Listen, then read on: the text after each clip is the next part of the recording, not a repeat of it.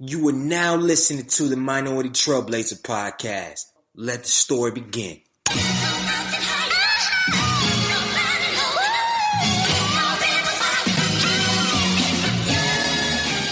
One time for the lovers, 2 times for the ladies, 3 times for the brothers, 4 times for the babies. Do you love her? Do you love her? Do you love her? Do you love her? Do you love her? Do you love her? Do you love her? Do you love her? Do you love her? Do you love her? Do you love her? Do you love her? Do you love her? Do you love her? 1 time for the lovers, 2 times for the ladies, 3 times for the brothers, 4 times for the babies. Do you love her? Do you love her? Do you love her? Do you love her? Do you love her? Do you love her? Do you love her? Do you love her? Do you love her? Do you love her? Do you love her? Do you love her? Do you love her? Do you love her? Do you love her? Do you love her? Brown skin, love her brown skin, love her brown. Brown skin, love her brown skin, love her brown. She my brown skin, love her brown skin, love her brown. She my brown skin, love her brown skin. Hold me down. Welcome to the Minority Trailblazer podcast, and I'm your host, Greg Eel, the culture change agent. On this show, we interview young, successful minorities in a variety of fields to educate, empower, and inspire our current and future generation of leaders. Yo, I got a show for you today. I know y'all looking like, yo, it's Friday. You drop every Thursday. What's the hold up? It's almost noon, 1 o'clock. You drop an episode. You know I'm at work. I'm about to turn up when I get off work, or I got stuff to do when I get off work. I don't got time to listen to your podcast. Why you messing up the rhythm? Why you messing up the routine? Come here for a second. Hold on. When you ask that question, I got some breaking news that I had to wait to deliver. 1, because I'm making some videos today announcing this breaking news, and I ain't had no haircut, and I can't make videos with no haircut, so I had to get a haircut before I made the video, and I'm going to put the news I know I was going to put on this podcast, so it just all made sense that I go ahead and get the cut first, get all that stuff straight, so when the podcast is released, people can go to the website, check it out, see the video with the cut, and they'd be like, okay, he's a reputable guy, and make moves and go ahead and do the thing. So before I get into what the breaking news is, I want to say 3 things. First, thank you so much for everybody for tuning in for episode 92 with Kendra Barnes. Yo, the feedback has been phenomenal. Thank y'all for engaging, leaving comments, and all that great stuff. Like, real talk, reach out to her. If you haven't listened to that episode, go listen to the episode. We talk about real estate, the nitty gritty, the realness behind it. It is a mind-blowing episode for a person that's in real estate that's not a con artist. So make sure you go check out that show. Also, too, thank you everyone for leaving a review that has left a review on iTunes or your iPhone app, whatever. If you haven't left a review, you have an iPhone, you've been listening to this podcast, leave a 5-star review, please, please. This helps us out a lot. And make sure you're sharing this podcast with a friend. Third update is, I know I've been talking about building a community for a while. November is coming. Trailblazers University is coming. More details will be on the upcoming podcast on how you can register, what's going to be included in it, all that great stuff. But get excited. Trailblazer University is coming.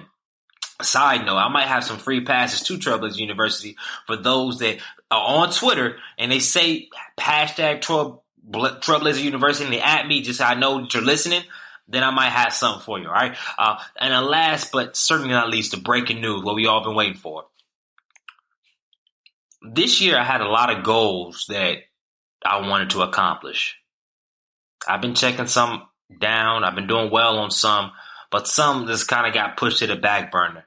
I forgot about them. I didn't do them. And it just wasn't on the tip of my head to really do. And this week, as I dropped the album, matter of fact, go make sure you go listen to Remember Your Genius album. Classic, motivational album, cool, first ever project. Just had to give a little plug, personal plug. But I was like, man, it would be dope if we had a network of people that just focused on one goal. Like, that's all we was going to do. We was going to do one goal, whether somebody else, for me, it's building my website, my personal website. For somebody else, it might be losing weight or going to the gym. For somebody else, it may be clearing up the relationship.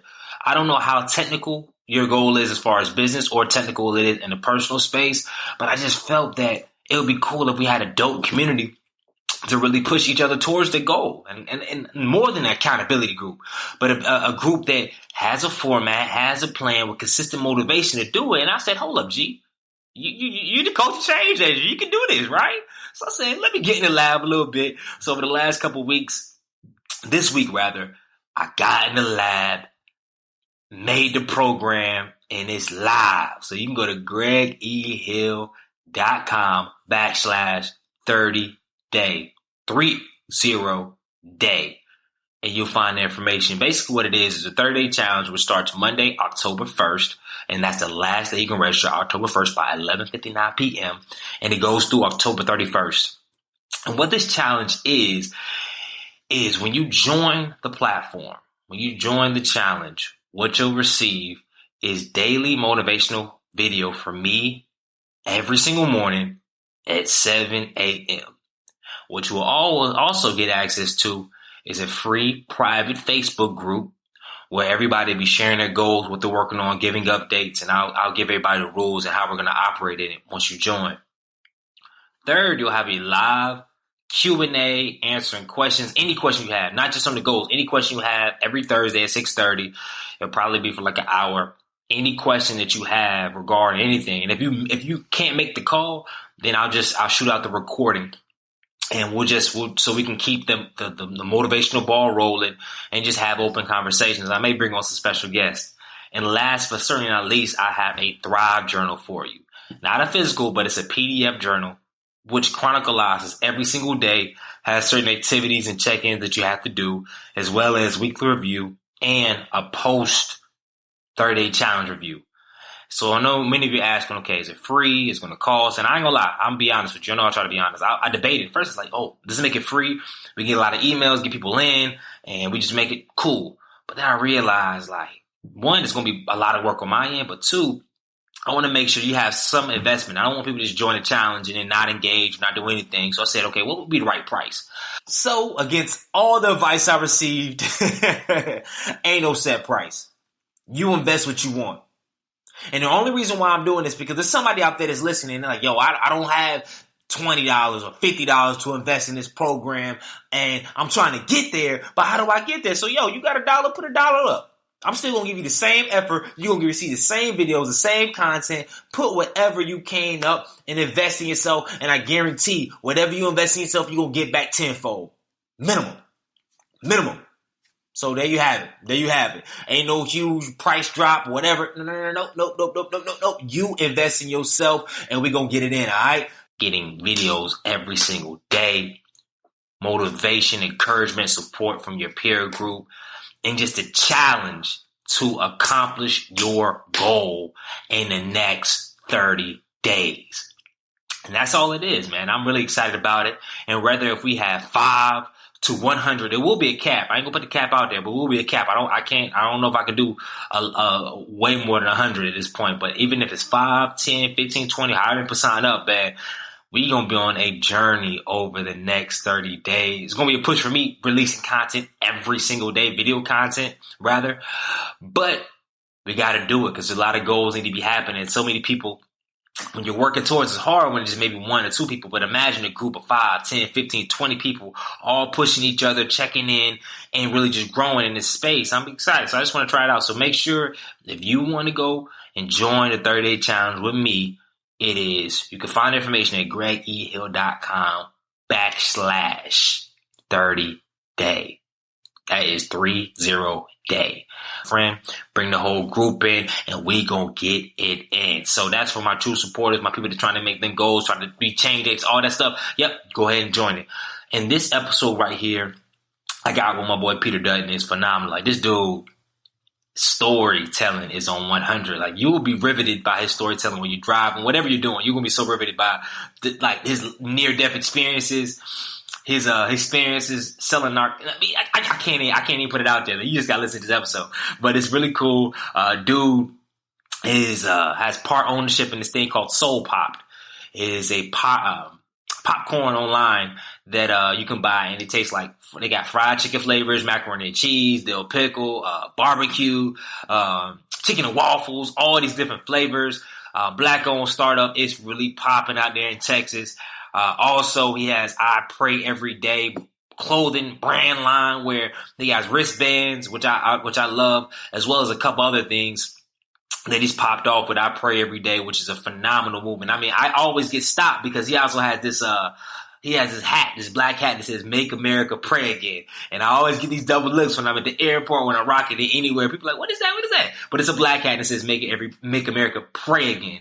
And he has so much cool content, so much stuff, and his story is just so riveting. Like, he shares what happened with his wife, with his first couple babies, what it's like to be an upcoming new father, and also too, most recently, he was mixed up. For some reason, he got the Australian guy that's running for prime minister. He's a politician.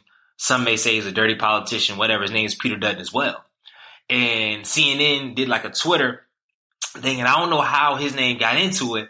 And then he said, yo, I don't know if the Australian prime minister is a 30-year-old black guy, but if he is, X, Y, and Z, it went viral. He was all over CNN, all over Australian news coverage. It's been blowing up, like, low key. He just tweeted me the other day, and now I got all these people from Australia tweeting me, and I'm in the mix now. I'm like, bro, don't keep that energy over there, bro. Like, it's cool, but it's just a lot going on, man. His story is phenomenal, so I definitely want you to check this out. And yeah, that's all I really got for you. That's all I really got for you. So we're gonna jump right into this podcast. Once again, thank you so much for the love. Make sure if you are on a boat or thinking about a goal that you just need the extra push, I got you for the month of October. GregEhill.com/30day. Enjoy the show. I am beyond excited to introduce this guest on the show. He's been one of my day one supporters and listeners. I'm talking about like back in 2015 when we just started, man. One of the first guys that really engaged online with the show. And when you start something out new and when somebody engages with your stuff, it's a whole different experience. Like when you doing it and people listening, but nobody atting you on Twitter, nobody sending you no messages. You like, is it really moving? Like, you see the stats, but you're not seeing no results. So it means a lot. The first few people that engage with your content and give you shout outs and show you love. And this brother's all the way from Texas. And that showed me, because when I first had the idea of the podcast, I thought it was going to be big.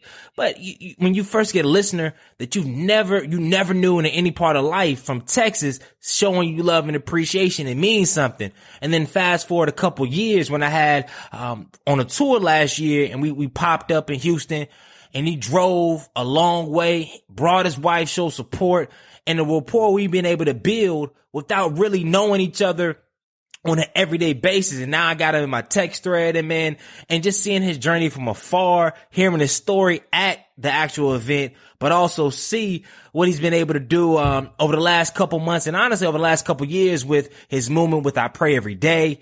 And now his new journey with SoulPopped and his new appointment as the Australian Prime Minister, man. Like, I'm blessed to actually have some time to get him on the show.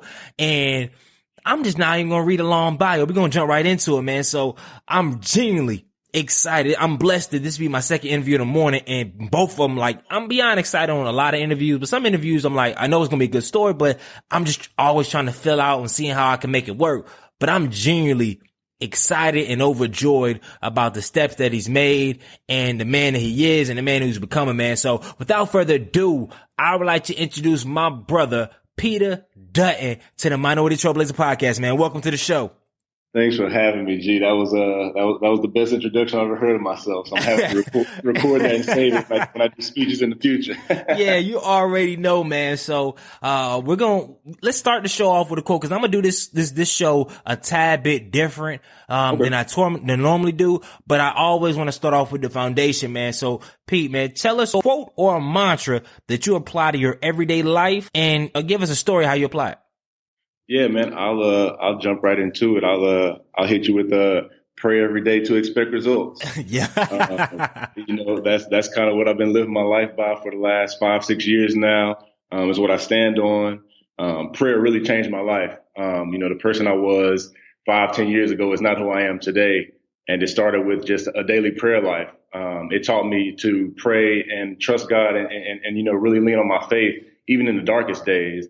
You still have something to be thankful for, something to thank God for, something to be happy about.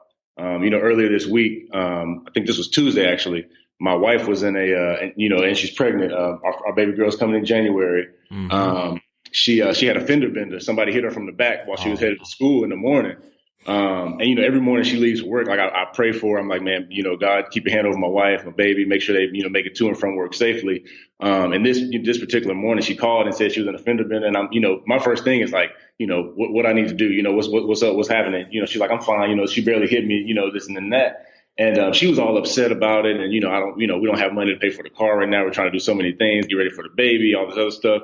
And I told her, I stopped. I was like, you know what? I was like, first of all, I was like, the accident could have been worse. You could have been hurt. The baby could have been hurt. The car could have been totaled. So let's, you know, count our blessings and say, you know, thank God that it wasn't worse. We have insurance, you know, it'll help us cover it, and just take it from there.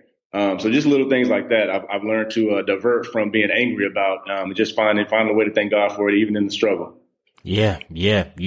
Perfect. And it's crazy. The biggest thing when I got my band and just the whole pray every day is that expect results piece. Yeah. Because I think sometimes, specifically in certain churches, you look around and you like, yo, why everybody out here kind of in bad shape? Why a lot of people out here kind of broken, hurting? But it's a difference between praying every day, but then the last piece, expecting results. Right. Exactly. And that's, and so with the expect results part, you know, I picture it two ways. You know, it's praying for the things that, you know, it's expecting the things you're praying for, but also in expecting results.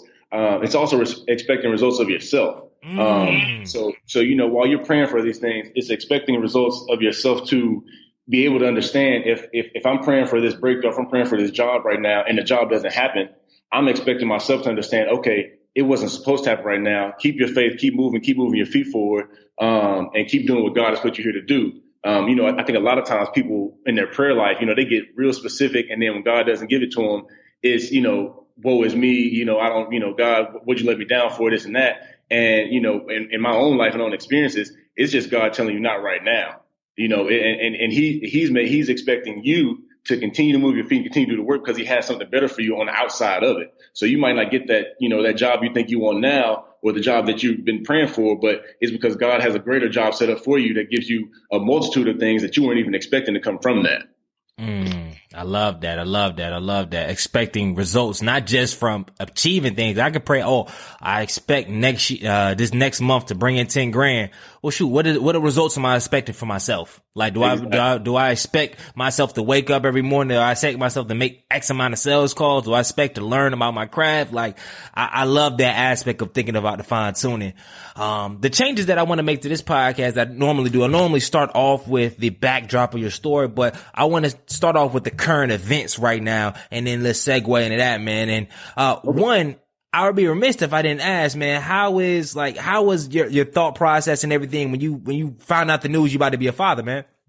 Oh man, it was awesome, man. You know, even in that journey, you know, a couple of people look at my wife and I, and they're like, man, y'all are the perfect couple. You know, y'all about to have a baby. Y'all are doing this and that. And, you know, I tell them, I was like, man, we go through so many things, you know, that a lot of people don't see on the outside that we just, you know, kind of have had to deal with in our relationship.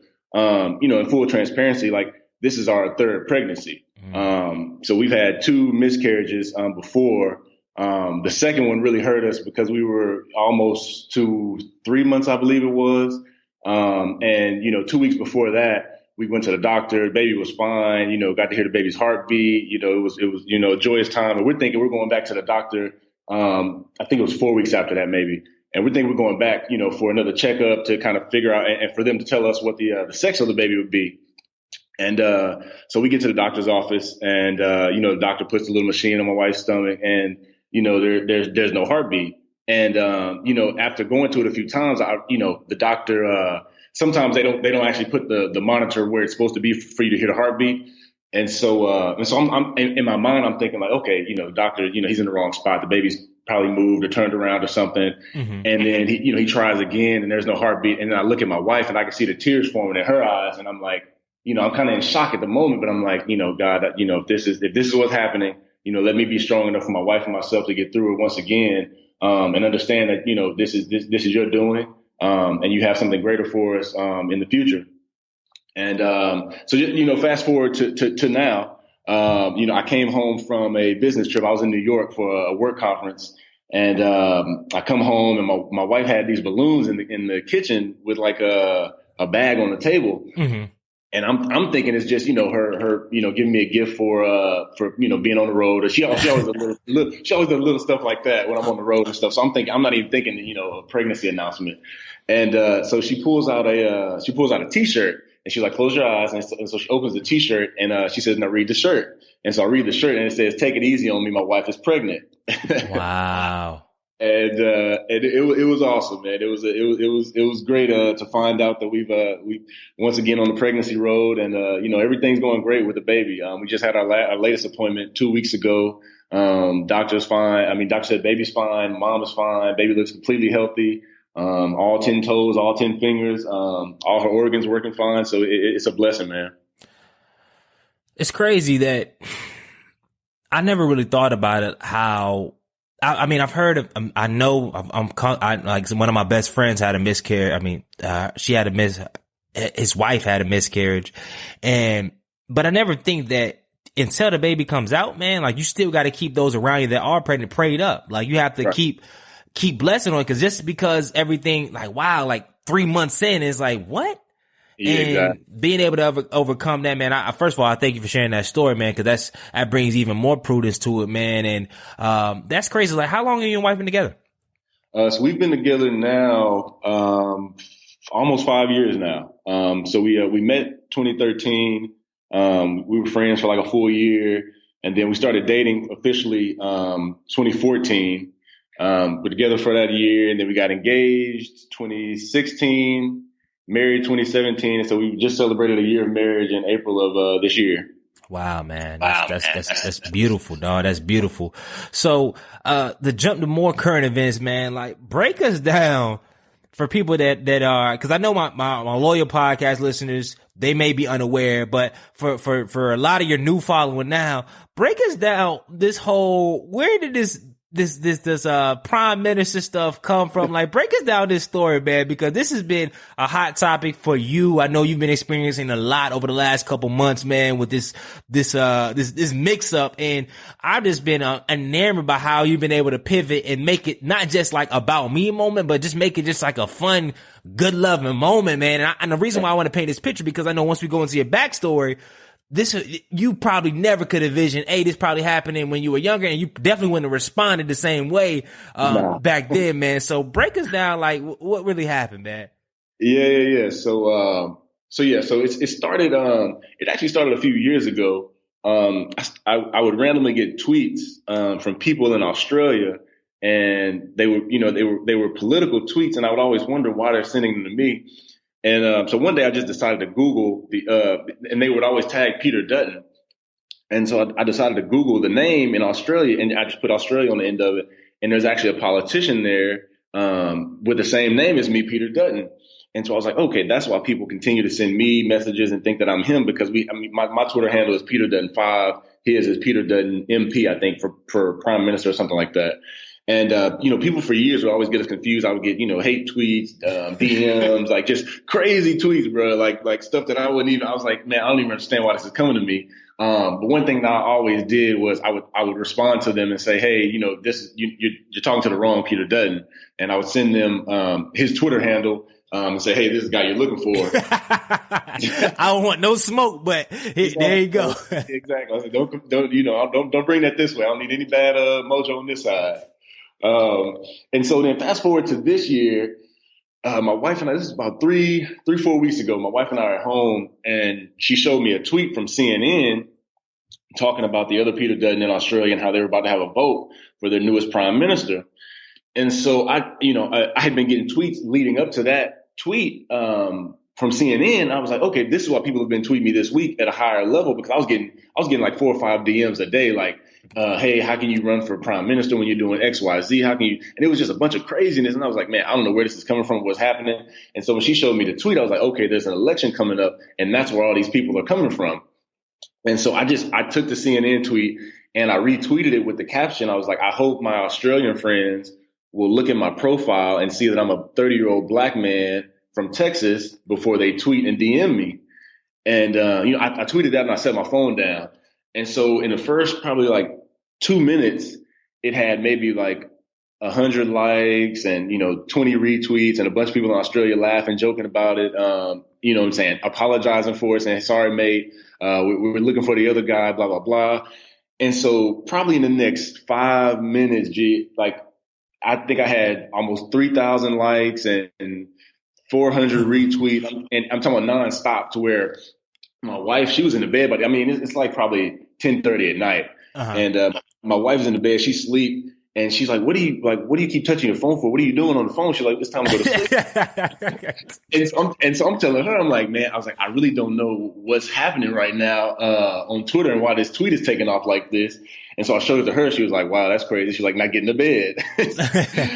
And I was like, no, I'm kind of interested in why it's taking off like this. And so I started engaging with the people back and kind of, playing into it and talking to the people.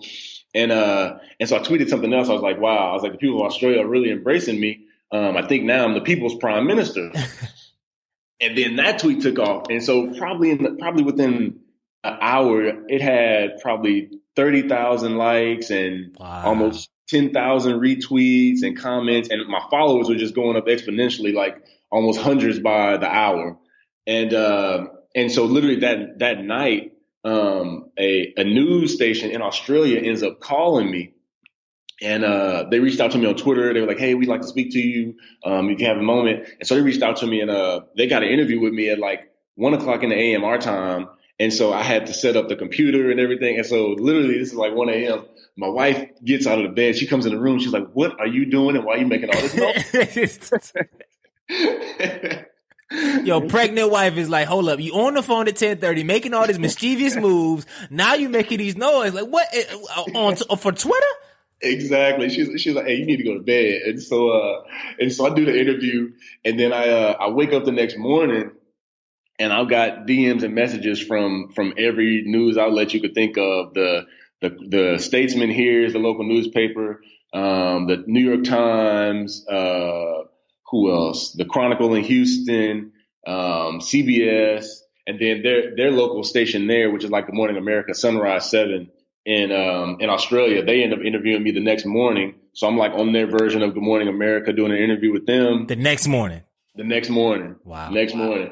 And it didn't stop for like a full week. Like I'm doing interviews nonstop for that week, press runs for that week, just really just talking and engaging with the people. And so when Sunrise 7 wanted to interview me, I was like, so I started talking about Soul Pop previously. I was like, let me bring some bags and put my Soul Pop shirt on. Because I was thinking, this is a free marketing opportunity for the company. Yeah. I was like, I'm not one of those people that would want to be, even after this experience, I'm like, I could never be a celebrity because I couldn't deal with all that attention on a daily basis. It was just too much, and it was overwhelming. In that week's time, I think I lost like almost 7-8 pounds just because I was moving so much and doing so much, where I was working all day in my job, and then I was doing interviews and stuff for Australia on their time because they're 15 hours ahead of us. So when I'm getting off work at 5 p.m., Australia is just waking up. And so it's like I'm doing my job, and then after that, it's a whole nother job to kind of keep the whole legs under the whole Australia story. And so when they got ready to interview me, I was just like, take a couple bags of Soul Pop, wear your shirt, and really promote the brand and the business. We're still a small company and we're trying to grow. So this would be a great marketing opportunity that we don't have to pay for. Free marketing is something that, everybody should take advantage of. Yeah. And so I do the interview, and then literally after the interview, it just blows up even more. My followers went from, I think from the beginning of the whole thing, I was at 700 followers. I think today I'm at like 7,000, almost 8,000 followers. And literally 90% of them are all Australian. So you are truly Australia's people's prime minister, the people. I'm truly the people's prime minister. I'm like, even now, since we've been on the interview, my phone has been going off with tweets and stuff from people in Australia right now, just sending me different stuff. But it's been a cool experience, man. I've been contacted by Amazon Australia. So they just started their platform in Australia in December 2017. And they don't currently have any U.S. grocer products on that channel. Well, they reached out to us in lieu of the story, and now they want to make an exception and make Soul Pop the first U.S. grocer on the channel in Australia. Yeah. And then on top of that, HEB here in Texas reached out to me. They caught the story in the New York Times. And so we're supposed to be meeting with them soon to kind of talk about how we can get Soul Popped into a couple of HEB stores here in Texas. What's HEB? HEB, it's like our local grocery store. So I don't know what y'all's local grocery store in like a Kroger's or Randall's or. Okay, yeah, Kroger's, Harris Teeter. That's what we got down here. Harris Teeter, Food Lion. Okay. Yeah, that's what it is in Texas. Man, that's crazy. That's phenomenal. We're gonna get into Soul Pop later in the show, man. But I guess before we kind of take a step back, man, how has it been though? Like over the last couple of weeks, like dealing not just dealing with it, but is just have to tell the same story over and over again and just keeping it fresh for you. Yeah, I mean, it's been fun, man. I've embraced the opportunity. It's been a great experience too. I mean, I've even met some phenomenal people through the experience. Even having conversations with people I never thought I'd talk to. Perfect example. I want to say the week it happened on Twitter. This lady in Australia reached out and was tweeting me and saying something, and another guy kind of interjected and was like, aren't you an atheist? Talking to her, and she was like, yeah, what's that have to do with anything? And he was like, well, Peter's a Christian, this and that. And something she said to me that I just can't forget. She was like, one thing that people need to realize, it doesn't matter what you believe in, what you do. She's like, all that matters is if you're a good person. And I was like, man, that's kind of phenomenal when you think about it, because, here's an atheist, somebody that believes in something totally different or doesn't believe in what I believe in. But, she's showing love to me and appreciation to me, and also telling somebody else, it doesn't matter what you believe in. All that matters is if you're a good person. We can get along, gay, straight, black, white, Christian, non-Christian, whatever. But as long as we're good people at heart, because that's what's going to, give us that ability to bond and share in one another's company without even worrying about what they believe in or what they do outside of your presence. And I thought that was just real phenomenal that she said that. And I was like, man, for me to be even agreeing with an atheist on a point that she's making was just a phenomenal thing to me. But it's been great, man. I've enjoyed it. Like I said, it's not anything that I've gotten tired of necessarily explaining. I think the part that was more overwhelming was just the week of it, having so many media outlets reaching out and having to do so many different interviews and things like that, and forgetting to eat during those times and all that came with it. That's what I told my wife. I was like, the celebrity life isn't for me, because I wouldn't be able to last and do it. Yeah, it's a different breed. Well, at least it take 8 pounds off now, because I know a lot. I mean, I've seen some of my friends when they get their wives or their spouse or their girlfriends having babies and they blow up. So yeah. at least you had ability to do that, man. That's what I'm trying to stay away from, man. I still hoop probably 2 or 3 times a week. So I'm trying to stay in the gym and keep that going before baby girl gets here and has to take most of it away. Yeah. And the crazy thing about it is, one thing I've always admired about your persona online, even in person, is just that it's such a happy spirit. Like it just comes from like certain people that's got a good buzz. They can put a good spin on stuff and it's like, boom. Cause I know I got a good buzz, but I try to, sometimes it's deep. I'm just a deep guy at times, but It just feels like it's just very happy. It just feels very happy. So I say that to set us up to let's work through your past, man. Let's work through the past and show the audience before Soul Pop, before the People's Prime Minister, before corporate marketing and doing what you do or what you have done in corporate, and before I Pray Every Day, before all that, man, who is Peter Dutton, man? And kind of walk us through your journey. Yeah, man. So yeah, my journey started in Fifth Ward, Houston, Texas. I was raised in a single parent household. My mom and my younger brother. So I'm the oldest of me and my brothers, and then my sister came when we were in high school. But it started there, early. And explain real quick for those that are not, familiar with it, Fifth Ward. Yeah, Fifth Ward area, Houston, Texas. That's the north side of Houston. That's where, Rap-A-Lot comes from, Jay Prince, really historic area of Houston. It's the hood, but it's I love it. I love it. It's my neighborhood. I rep it to the death of me. It really helped shape me and make me who I am. A lot of hard times, a lot of hard stories there. Growing up there, I've seen a lot of things. I saw a lot of things before I was even 18. A lot of people don't even see in their lifetime. Saw my first dead body there when I was, I want to say 17. And it was actually Christmas Eve. My mom used to take us to the south side. We'd always have to go to the south side to look at Christmas lights. And so she would take us to the south side of Houston to look at Christmas lights. And we came home, and shortly after we got home, we heard gunshots, and we look outside, and there's a church that's catty corner from my mom's house. And we can literally see the body from our doorway laying at the front of the church steps. And the story ended up coming out that there was the club down the street. The guy got into it with some guys at the club, and he ended up running down the street from when they chased him down and shot him right there in front of the church. Just little stuff like that happened. But I mean, I wouldn't change it for the world, man. We grew up, one of the things I always say about my mom is she's truly my hero. As a 31-year-old man, I can look back now and understand, like, we were really poor at some times, but we never really understood it or saw it for that, because she always kept her head high, and it didn't seem like it to us. There were days when the lights were off, and we'd have to light the hallway up with candles, or get dressed with candles in our closet, and there were days when we didn't have hot water to take baths, but it just didn't seem that we were poor, because I just assumed everybody was going through it. I was like, we going through this? I was like, I'm sure everybody else is going through it. So it's not, I didn't see us as being, poor without anything. And then on the flip side of it, she always made sure we had everything we wanted in life. We never went without the newest game or anything our hearts desired, because she always made sure that we had it. I always wanted to understand that we could attain it. She would work 2 or 3 jobs to make sure it happened. But raising 4 boys was no easy task. Yeah, 4 brothers. Yeah, man, I got 3. So I'm the oldest, and there's 3 younger ones. And then, like I said, my baby sister, she came when we were in high school, but for the longest, it was just my mom and me and my 3 younger brothers. Wow. And then, growing up was good. We went to high school. I went to high school, Booker T. Washington High School, Houston, Texas. Went there, became, really prominent basketball player there. I was starting varsity my 10th grade year.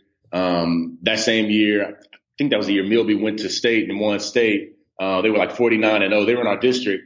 My breakout game was against them, actually.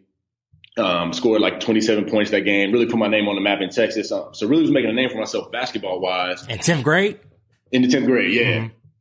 And then so junior year comes, still building on the basketball talent. And so my whole life has always been basketball. I was always like, man, I was always one of those dudes that had that dream. When people ask me, like, what you going to do when you grow up? I was like, I'm going to be a basketball player. Yeah, I'm going to the league. Yeah. They'd be like, what else you going to do? I was like, I don't know, but basketball is probably going to be it. And so I got to high school, and one of the things that a bunch of chicks I went to high school with always make fun of me for is my freshman year at Booker T. They were like, when we had to stand up in front of class, talk about yourself, this and that.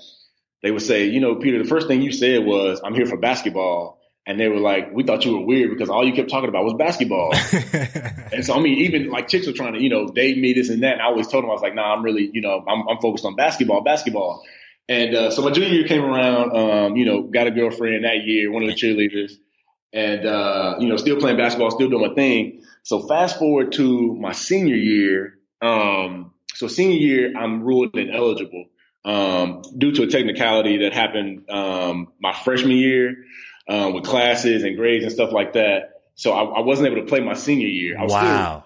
And that really took a toll on me, because I played basketball all my life, and basketball was basically my guiding light for school. I knew I had to stay in school and stay focused on school in order to play basketball. And so that's kind of what kept me focused on it all through my life. So then I get hit with this my senior year, and I'm just, I'm kind of dumbfounded. I'm angry, and I don't really know what to do. And so that's kind of where things start to change for me. I start hanging out with a bunch of the homies from the neighborhood, just really living life on the fast side, not really worried about, the consequences of those things, not really worried about, just, doing whatever, like Kendrick Lamar's song, how he talks about with the homies when I'm like, that was the epitome of my high school to middle of my college years. I just kind of started going off the wrong path, basically. Funny story in high school. So when, I want to say it was April of our senior year. So I don't know if y'all do this in North Carolina. So when you're a senior during testing days for like the juniors or sophomores, you don't really have to be at school until the afternoon, basically. Mm-hmm. And so they told all of us we'd have to be at school. So we all decided to meet at the school that morning. And one of my homies, he lived in the neighborhood of Cashmere High School. And so he was like, hey, let's all, link up. We'll go to Cashmere. We'll talk to these chicks, and then we'll get them to come with us to my house.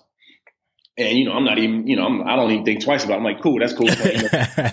We'll go over there. We'll scope out some chicks. We'll take them to your crib. We'll chill, whatever.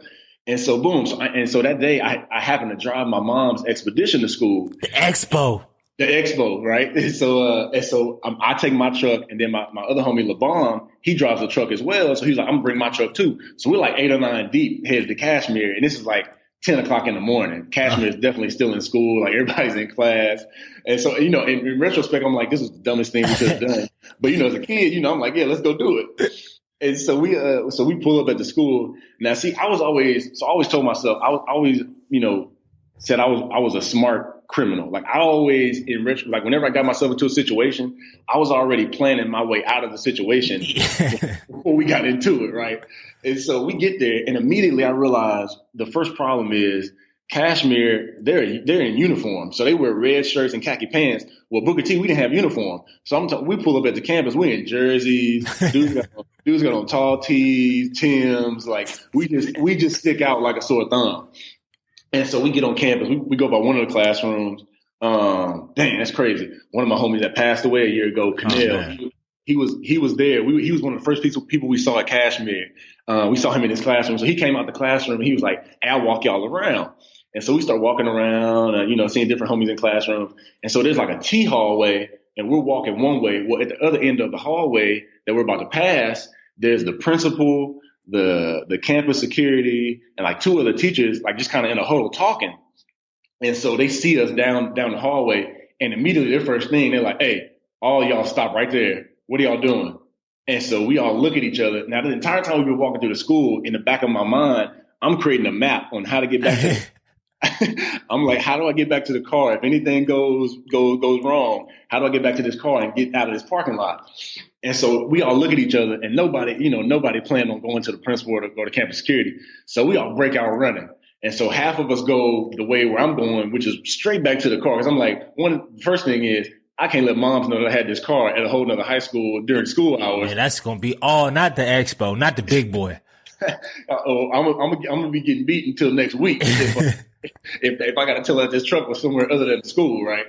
And so I go out the door. We go through the stairwell, make it back to the truck. Me and like 3 other homies make it to the truck. With the other 4, they ran somewhere else. And so we make it to the truck, and I drive out the parking lot. And I'm like, okay, well, and I'm like, I can't leave the rest of them. And so I'm trying to figure out, because they didn't make it back to LeBron's truck. His truck was parked by mine. Uh-huh.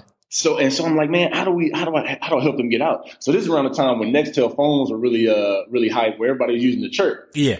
And so one of my homies, Pot, he hit me on the Nextel chirp. He was like, hey, we're over here by the train tracks. Can y'all pull up over here and pick us up? And I was like, yeah, cool. I was like, we'll come through, pick y'all up. And so I'm talking this tall woods and weeds and everything. It's like probably 9 feet of weeds and woods and everything. And so I pull up by the train track, and I text him back, and I'm like, I don't see y'all. And I was like, I'm parked by the train track.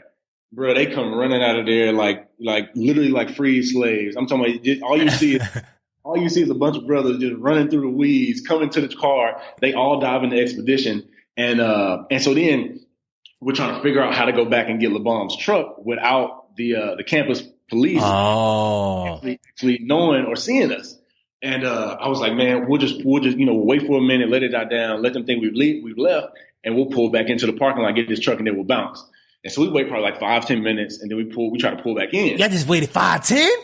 We waited 5-10, G. I was like, I can get out of there. I was like, because the next thing was, I was like, well, if we can't get his truck, then we're gonna have to take my truck, and he'll have to come back and get his later. Yeah, like, man, okay, I'm listening. I'm intrigued. All right, what happened? And so we pull back in that driveway. So at Cashmere, to get into the parking lot, there's it's probably like 40 yards of a driveway that you got to drive down, and then you turn right into the parking lot. Well, the truck is in the parking lot to the right. And so I'm like, okay, we're going to pull in the driveway. And so as I pull into the long driveway part, I recognize another car that's kind of waiting, like facing me towards where we're trying to come in.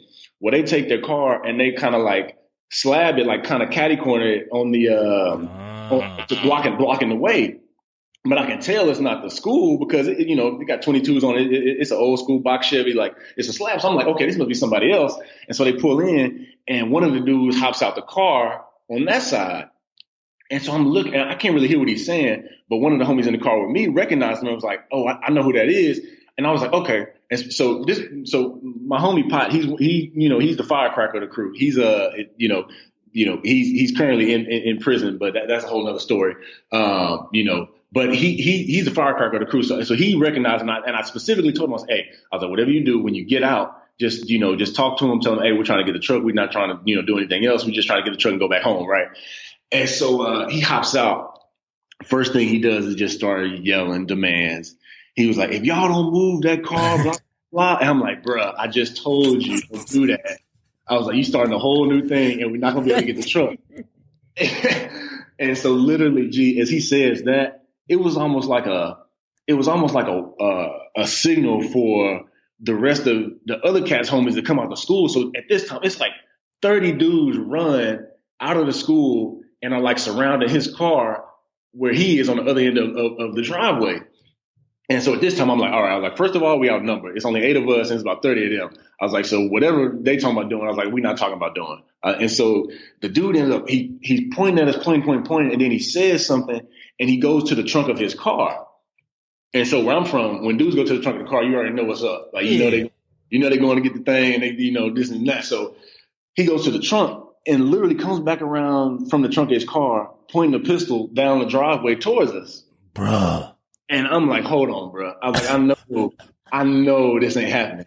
So I immediately just put the car in reverse. My homie's still hanging out the door. I put it in reverse. I'm like, bro, we got to go.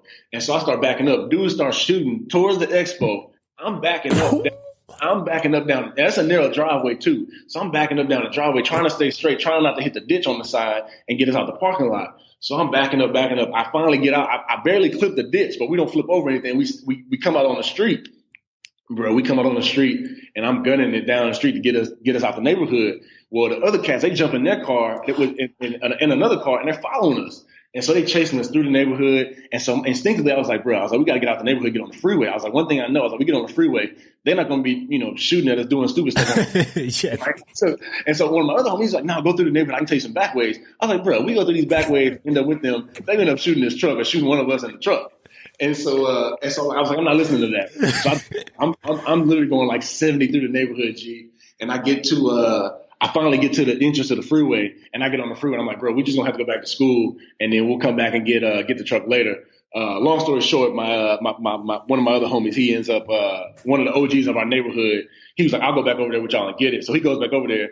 Come to find out, the dudes that were blocking us in, they thought we were there to mess with one of their girlfriends. They assumed that we were one of the dudes that had been talking to their girlfriend or something like that and thought we were there to charge them up about the girl. So just a whole misunderstanding that almost led to somebody getting shot, wow. Getting killed. You know what I'm saying? But I mean, those type of things just kind of started happening for me. What? That's some crazy. I couldn't even imagine. Bruh, yeah, man, like that's.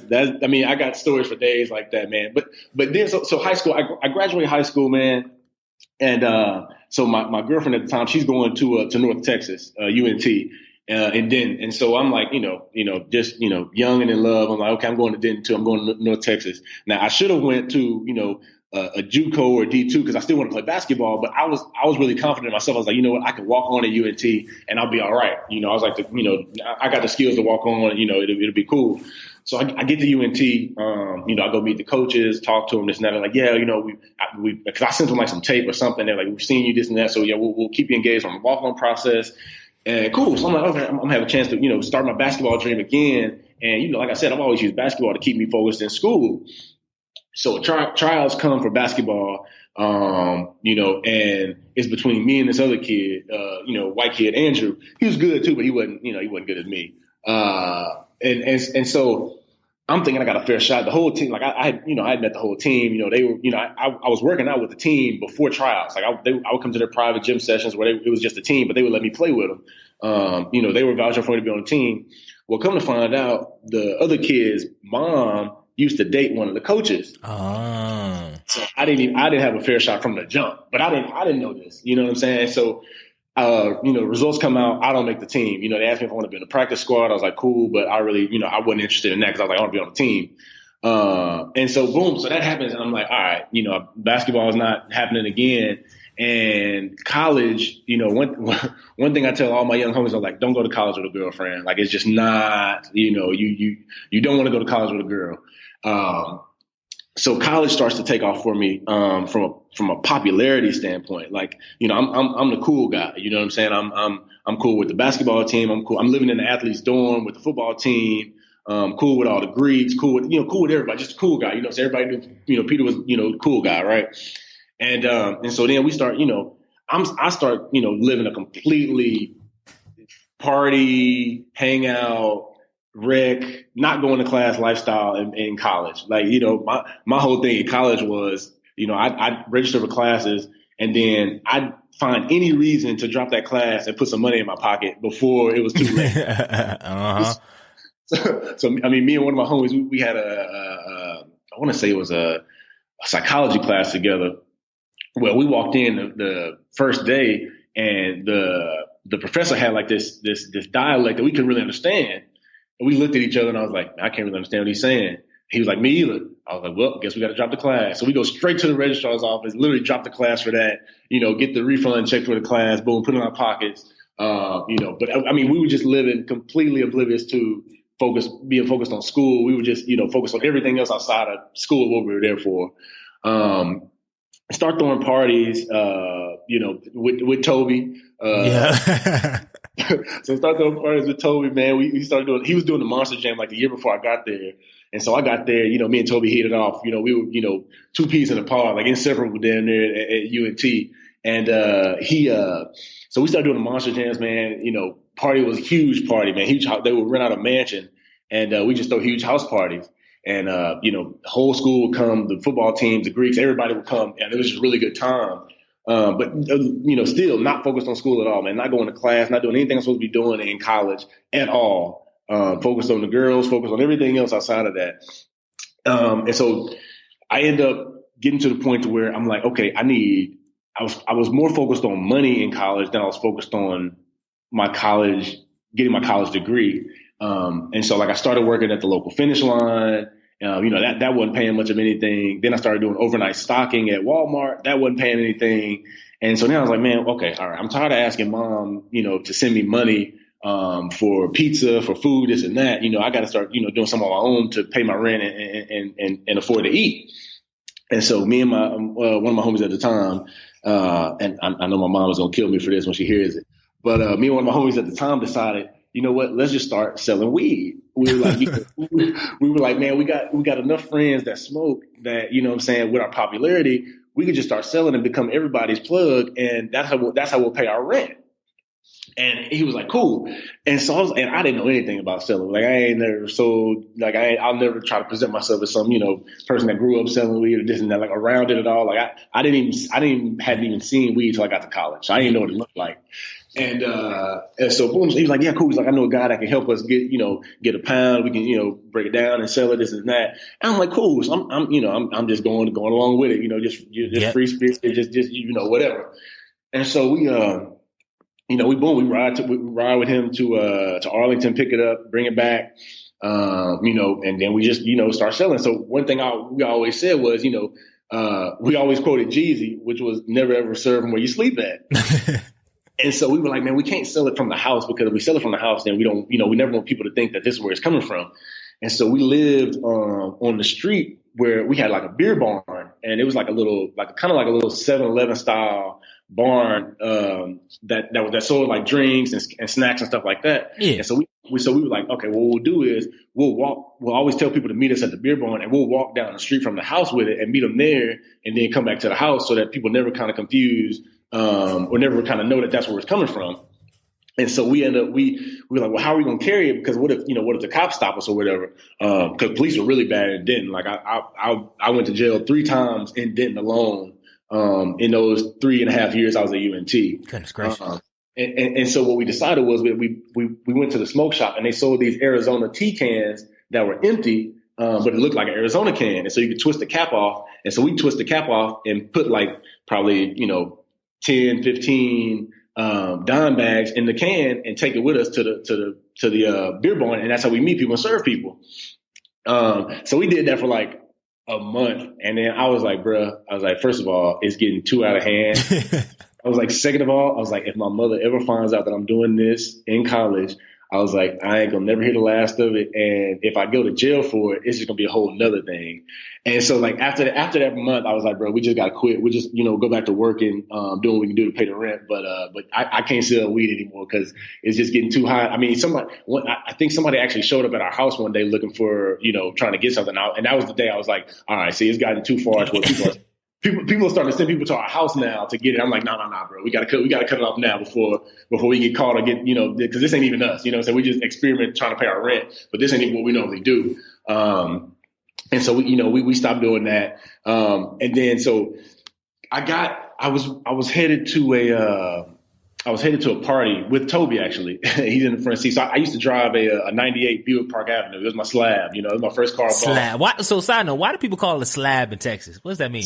Slab. It stands for slow, loud, and banging. Oh, wow. I'm getting educated now. Yeah. So slab. So, it's a big body car. I was supposed to put rims on it, put my beat in there, but I never got around to doing any of that. I just had the windows tinted with my screen in the dash. So I took that to UNT with me. So we're headed to the first phone party of the school year. And I don't know if y'all have phone parties in college, but those were the parties, bro. You didn't want to miss the phone parties. And so we headed to the phone party. And I knew I had a warrant from a ticket that it's funny. I heard your last podcast. I don't know if it was the last one with the gentleman talking about how he couldn't pay the ticket. And he got a yeah. And so literally, that's literally what happened to me. I got a ticket when I first got there, hadn't paid it, couldn't pay it, and turned into a warrant. So a cop pulls me over, and he comes to the car and he asks all of us for our ID, asks if anybody has warrants, and I'm just lying through my teeth like, no sir, no warrants, no nothing. And so he's like, all right, well, we're gonna run this and I'll be back. And everybody always tells stories about that second cop car pulling up. Man, you sitting there chilling, you're like, hold up, man, it's been like 5 minutes, 7, Bruh. 8. You see more, I'm like, oh, dang. So I'm sitting there. I'm like, hold on. I was like, and I didn't even know at the time. Like, you don't know what the second cop car is for. I'm thinking it's just a cop passing by trying to see what's going on. So second cop car pulls up. The cop comes back to the car. He's like, Mr. Dutton, can you step out for me? Oh.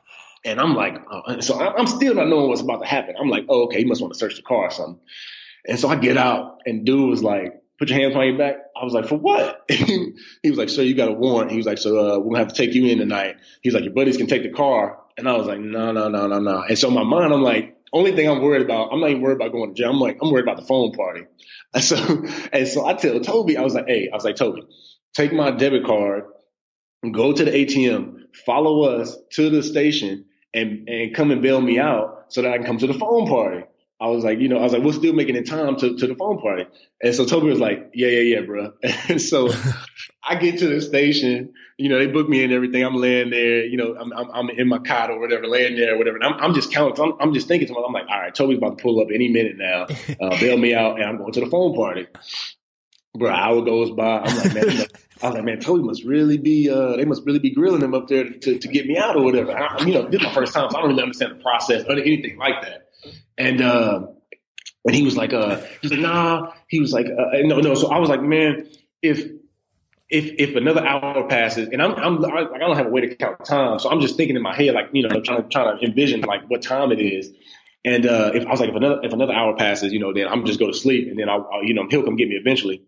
Bro, I close my eyes and go to sleep. Next thing I know, it's 6:30 a.m. in the morning. And I hear the guard person come in, opens the door, and he's like, Dutton, it's time for you to go. And I wake up and I was like, okay, cool. At this, I don't even know it's 6:30 in the morning. I'm thinking I fell asleep and it's still time for the phone party. And so I come out, and the next door I walk out, I can see the sunlight outside. And I'm like, hold on, bro, it's the morning. And I come outside, and Toby's posted up on my car. And so I get outside, I was like, hey, bro, I was having to come to get me last night. he was like, bro, he's like, there's no way we were going to get you last night. He was like, and it didn't make sense for all of us to miss the phone party. He was like, the party was live. I was like, nah. No, we would have been scrapping out I was there. like, y'all went to the party. I was like, y'all went to the party, bro? He was like, yeah. He's like, it wasn't no sense in all of us missing the party. He's like, but I'm here this morning though. He's like, so you out now?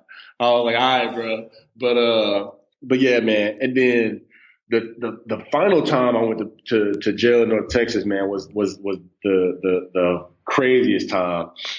Me and my boy, who I actually went to college to play basketball with, RJ, we went to another friend's house. This was during I want to say it was during the 2000, had to be like the 2008 or 2009 playoffs. I remember it was the Celtics playing Lakers. I feel like it was Celtics either playing Lakers or Celtics playing Cavs somehow on TV. But he had a studio at his house, so we just go to his house. We get on the mic, blaze a little bit, whatever, and whatever. And so we were there for like 2-3 hours recording songs, just fooling around on the mic in the studio, whatever. And so we leave, and as we leave, we pull out the parking lot, and literally we made a right, and not even 10 seconds after we make a right, an undercover Impala pulls up behind us. And I'm like, man, I was like, what do we do? I was like, we just pulled out the parking lot. What's the problem? And so the cop pulls up and he's like, hey, get out the car. And so we get out and he was like, we know y'all are coming from a known drug dealer's apartment. And, we're trying to, we know y'all bought some weed from him. And so first thing me and him thought, we was like, first of all, we didn't buy no weed because we already smoked it all before we came out of there. Mm-hmm. I was like, so we don't have anything on us. And so the cop was like, okay, we're going to search the car anyways. And so, and he was like, we also need y'all's IDs. So they check our IDs. Well, me and him both had a warrant from a house party we had thrown about 6-7 months before that it was like a noise violation that we just didn't pay or whatever. And, so he pulls us out the car. He's like, oh, well, now we see both of you have warrants, so we'll have to take y'all in, and we get to search the car since y'all have warrants. And so we knew at the time there was no weed in the car. Well, the other thing was we had a gun in the car. Oh, and goodness. One of my homies, Jermaine Dawson, he got killed at UNT probably like, I want to say probably 2 or 3 months before this incident. And so it really shook everybody at the school to the core because I was just with Jermaine like probably 2 days before he got killed. He was selling like Evisu jeans, Red Monkey. He was like selling fashion and clothes out of his trunk. Well, he went to meet some guys in I want to say, I forgot what little town it was outside of Dallas, but they set him up and they shot him, they killed him. And so, me and the homies were like, man, that if it could happen to Jermaine, it could happen to any of us. And so we really just kept it for protection. It was just a small little 22, and we had like 2 bullets in it. Cause it was really just for protection. If anything ever hit the fan, we needed to protect ourselves. Well, we forgot that it was in the car, in the little armrest in the back seat where I was sitting. And so the cops are searching the car, and then the cop pulls that down and sees the gun, and he yells out gun. And so when he yells gun, his partner that's standing with us with the 2 of us, he pulls his gun out and points it at both of us. And he was like, don't y'all move. And in my head, I'm like, first of all, y'all got us both in handcuffs and we're sitting on the sidewalk. I was like, where are we going to go? I was like, so what'd you pull the gun up for? He was like, shut up talking. He was like, both of y'all stay right there. He was like, y'all told us nothing was in the car. And so the whole time, me and my boy, we both acted oblivious to the gun. Like, we don't even know who.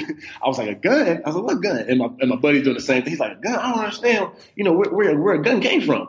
And he was like, well, sitting in the backseat with you, he's talking to me. I was like, sir, I don't know what gun you're talking about, this and that. And so we're like, okay, cool. It's like, we're going to take both of y'all in and the gun. And so my other buddy who was with us, he didn't have a warrant or anything. And so he got to drive the car home. And so they take us in 2 separate cars. They take me in the undercover car. I'm in the front seat of the Impala in that car with one of the cops. And then they put him in this actual squad car that pulled up. And so the whole way to the precinct, they're taking me, he's asking me like, whose gun was it? This and that. And I'm telling him the whole time, like, I don't really know, what gun you're talking about. I was like, I've never seen a gun in that car. I don't know what you're talking about, this and that. And my buddy's telling the same. So they get us down there. They put us in separate cells too because they don't want us, talking about it or whatever. And then I find out from the cop, he came in and he told me, he was like, hey, so we're going to run the gun. He was like, your buddy ended up telling us that it was his gun. He kind of told us a story about just having it for protection. He's like, so what we're going to do is he's going to run the gun. If it doesn't come back dirty or anything, then we'll just drop the charges regarding the gun, and we'll just, book y'all in under your warrants. So you don't have to worry about a gun charge. And I'm like, thank God that we don't have to deal with that. Cause, the gun had like 2 bullets in it already. So, that's an additional, charge on top of it for the unlawful carry of a weapon.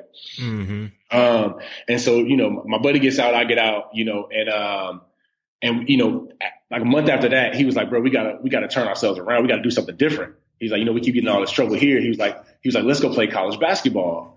And he was like, I got this coach down in Waxahachie, Texas, which is probably like 45 minutes from Dallas. He was like, he wants to see me play. He was like, but he said if he likes me, he'll offer me a scholarship. And I was like, yeah. I was like, bro, that sounds great to me. But during the time, I was still sort of in my relationship with my girl, and I was like, I don't really, I'm not even thinking right, you know what I'm saying? Because I got a girl, and so I'm not thinking about basketball at the time. So he leaves the school and he goes to play basketball, and he's having the time of his life. And I'm like, bruh, that's exactly where I want to be and what I want to be doing. Mm-hmm. And so I just start praying about it real hard. I'm like, God, if this is what you have for me, if this is what I was like, I know my family's not gonna be happy because I've spent 3 years at UNT, barely making it, having to, apply for, suspensions to be lifted so that I can stay in school, this and that, like all kind of stuff. And I was like, if this is what you have for me, let it be. And so I go try out, during the Christmas break, I go try out at the school, and the coach loves me. He's like, Dutton, he's like, you come down, he's like, I can get you on a partial scholarship to start off. He's like, then we can offer you more money. We play all these schools, we travel, the whole college basketball experience. And so I tell my family about it, and my family, they not too happy about it. My mom was like, you need to finish school at UNT so you can get a job and get out of college. My dad was like, he was just like, we'll do whatever you want to do. But my brothers, they were like, bro, go play college basketball. They were like, yeah, they gonna ride. Yeah, they were like, this is something you've always wanted to do. Go play college basketball. So my brother John was like, you know what? I'll drive you down there and I'll take you to register for class. I'll make sure you get registered in the right classes, this and that. He's like, I'll make sure everything is legit for you so that you're set and good to go. So he takes me down there, man. And that was the start of the change for me, because what it did was it kept me from going home during the summer. So I wasn't going back to my neighborhood with my old homies and my old ways. I was staying at school, doing summer school and workouts for basketball. And so that's kind of where things started to go back to the Peter Dutton that I always wanted to be and who I knew I was supposed to be, and who God put me here to be. And so, I played college basketball with him, and I'm loving it. Like, that's still one of the greatest decisions I've ever made personally for myself, was to leave UNT and go play basketball at that small school, because it gave me the memories and the fulfillment that I always wanted from college basketball. And so, college basketball was, over with. I think that was 2011 was my last semester there. And I come home. I've been interning at this corporate finance company, Virtus, and they offered me a full-time position. And so I get the full-time position. I'm back home in Houston. And so 2 of my homies, Alan and Pop, both of my guys, both of them actually locked up now. But they hit me when I came back home that time, and they're like, "Hey, bro, come holler at us. We haven't seen you in a while, this and that." And so, these are my guys. So I'm like, "Okay, cool." So I get off work, got my slacks on, my shirt. I go, and he was like, "Hey, come meet me at this address." And so I pull up at the address, and it's a trap house. Mm. And I pull up there. I go inside. I see my guys. It's pills everywhere, money everywhere. Exactly what you would envision in a movie in a trap house is exactly what it looked like what I pulled up on. And literally in that moment, I'm sitting there talking to them, but I was like, man, I told myself, like, Pete, I was like, this is what you've moved on from. You can't go back to it, because at any day now it could catch up to you and it'll change everything that you've been working towards to get behind you, right? And so I chilled with them for maybe 30 minutes, an hour, and I'm like, I got to bounce. And I think that was probably the last time I saw both of them free. I still write them and talk to them, almost every week. My boy Alan, I'm actually trying to help him get out now. I was talking to a lawyer yesterday. He's up for a parole hearing in January. But his mom is not doing too well from cancer. Mm. And so I'm trying to help him get his parole hearing expedited so he can get out and kind of have some time with his mom, as she goes through this difficult time. But I come back and, it's around beginning of 2013. Well, my brother-in-law, my sister's husband, Theron, God has really been in my corner, always been there for me, really supported me through all my transitions of life. He was on dialysis for his kidney.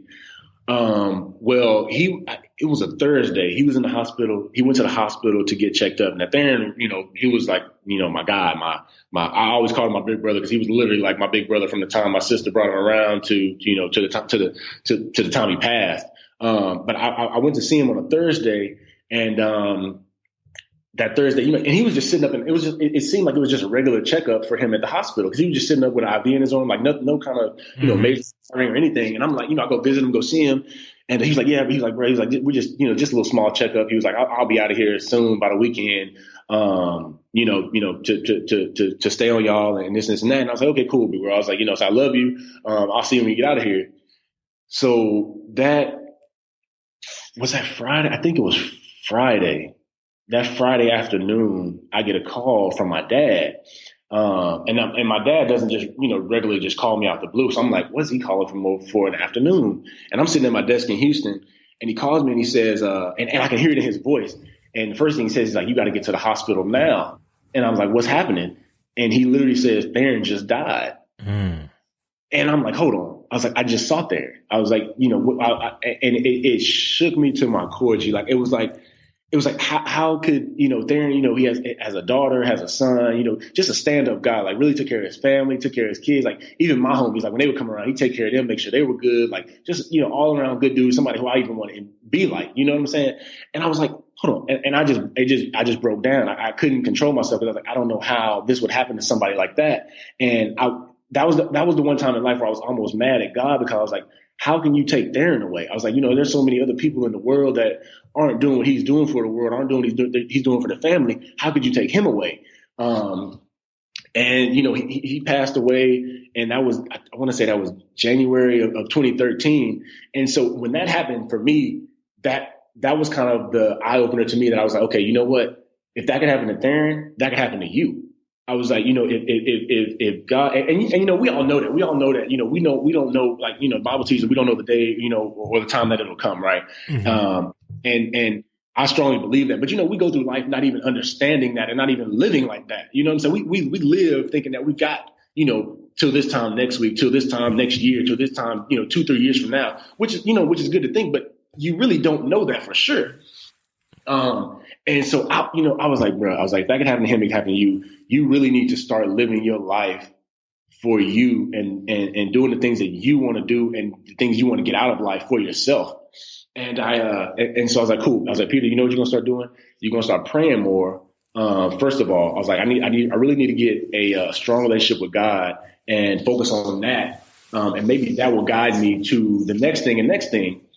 And so, probably around March or April of 2013 was, I just started praying every single day. I just started praying. Well, one day in a prayer, literally the words "pray every day to expect results" just came to me while I was just in prayer. Wow. And I was like, hold on. I was like, pray every day to expect results. I was like, PETER. I was like, hold on. I was like, wait a minute.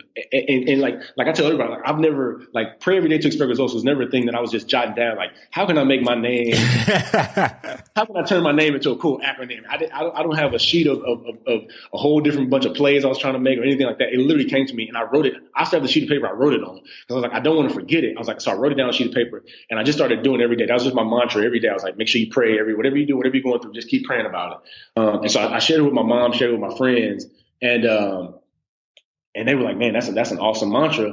You should turn it into a business. And I was like, no, I just want to share it with people. I just want it to be something, that everybody kind of use because it's helping me to grow and helping me to do things I need to do. And she was like, no. She was like, turn it into a business because that way you can really share and do this and that. And so I was like, cool. I was like, so, I registered the LLC for it. I registered the trademark for it, did all these things for it. And I started sharing it. And, that started taking off. People started believing in the message and the mission. And I noticed in my own personal life, a lot of things started shaping up for me in a positive manner. I got promoted at my job. I moved out of my mom's house. I moved into my own apartment. All these things started shaping up for me. And then in August of that year, the company was looking to make an Austin office. And I was like, man, you always talk about change. You always talk about what you want to do for yourself. You love Austin. Austin has always been your second home because my mom's side of the family is originally from Austin. And I was like, if the opportunity presents itself for you to go, you should go. And so my manager, sent me emails like, hey, we got an opportunity in Austin. Do you think you'd be willing to relocate? Would you want to go to Austin? And I was like, Peter, you've been looking for the change. Just go for it. And I was like, all right, I'll go to Austin. And I told my family, I told my friends, like, I'm going to Austin. I'm moving to Austin. Oddly enough, the day I moved to Austin is also my wife's birthday, who I hadn't met at the time. I didn't even know she existed at the time. Wow. But it was August 18th, 2013 was when I moved to Austin. And that's her birthday, August 18th. And so I get to Austin. And that's kind of the U-Haul ride to Austin was me and my dog. And that's probably the longest prayer I've prayed, ever was on the ride from Austin to Houston, which is like a 2-hour ride. And I just kept telling God, I was like, thank you for this opportunity. Now allow me to take it and move my feet to do the work you put me here to do, but also be the person you put me here to be. And I just kept saying that over and over again, like, I'm saying, don't be, because one of the things that I feel like a lot of people struggle with is that I don't know. It's like that too cool factor. It's like you're too cool to get outside of your comfort zone because you don't want to look stupid and you don't want to fail. But it's like, you really don't know what you're capable of until you force yourself outside of that. And people always talk about how everything's on the outside of your comfort zone. I can testify wholeheartedly to that. If I'd have stayed in Houston, none of the things that have happened for me would have happened. I had to make that leap of faith to come to Austin and trust that there was going to be greater here. But I get to Austin, I'm like, man, start building your network, reach out to people that that you want to build with, that you want to meet. Even a couple of my homies now here in Austin, when I got here, I was just searching them out. I was just finding guys on, through, going to the gym or through Instagram, and just guys in Austin that were doing things that I wanted to do and wanted to be around. And then I was just reaching out to them like, hey, one of my homies, George Keel, here in Austin, he was working at Nice Kicks at the time, and then he started his own entrepreneur venture, Koisky Media, after that. But he was a guy doing really great things here in Austin. He had his own colon cancer foundation, which was in honor of his mom who passed away from colon cancer. But I was like, bro, I just want to be around. I just want to meet you and just really kind of soak in any info I can from you, this and that. Long story short, that was 2014. Him and I are now, homies. Like we hang out, text all the time, do stuff all the time. I've been supporting his foundation from day one. He's been supporting Pray Every Day from day one. But just really building that relationship. But it all took me being humble enough to say, George, I want to learn from you. I want to understand from you. Same with you, G. Like, when I first found, when I got to Austin, I met a couple guys and they were like, what you should start doing is listening to podcasts. And they were like, podcasts will change your life because you really get to understand, you really get to hear it from people who you don't know, but they're going through similar things and stories that will help you understand what you're going through, but also motivate you to keep going and doing the things you're doing. And this podcast right here is one of the first ones I found during that moment.